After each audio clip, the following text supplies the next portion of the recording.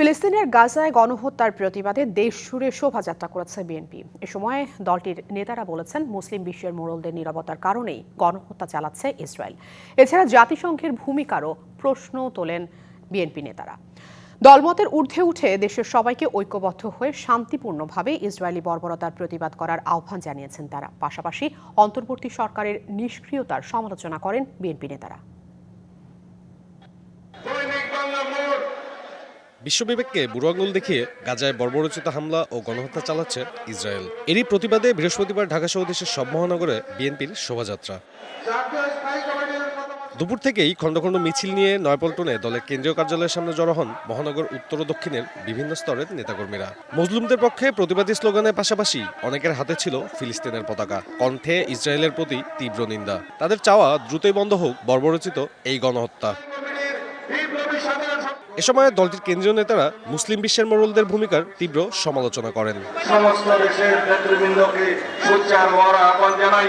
বিশেষ করে মুসলিম বিশ্বের যারা মোড়ল, তাদেরকে আহ্বান জানাবো, আজকে ইসরায়েলের বিপক্ষে আপনাদের ভূমিকা যেহেতু প্রশ্নবিদ্ধ, মুসলিম বিশ্বের নেতৃত্ব দেওয়ার দাবি আপনারা করতে পারেন না।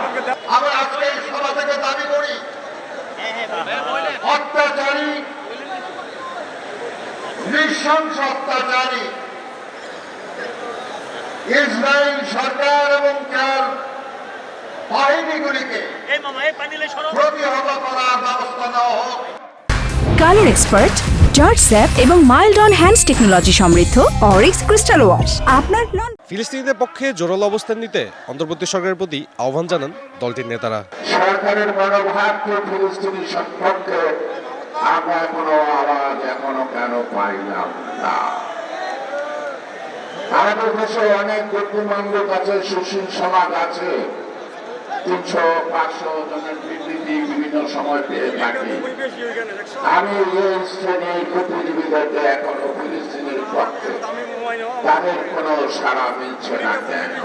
আমরা এই কথা বলে, এই সভা করে, সমাজে প্রকাশ করে সমাজসেবা করতে পারি, কিন্তু কার্যকর পদক্ষেপ যদি আমরা না নেই, যদি জাতিসংঘ পদক্ষেপ না নেয়, যদি আমরা যারা এই সমস্ত কর্মের সহযোগী তাদের বিরুদ্ধে ব্যবস্থা যদি আমরা না নেই, ইসরায়েলের শাসন এই অত্যাচার চলতেই থাকবে।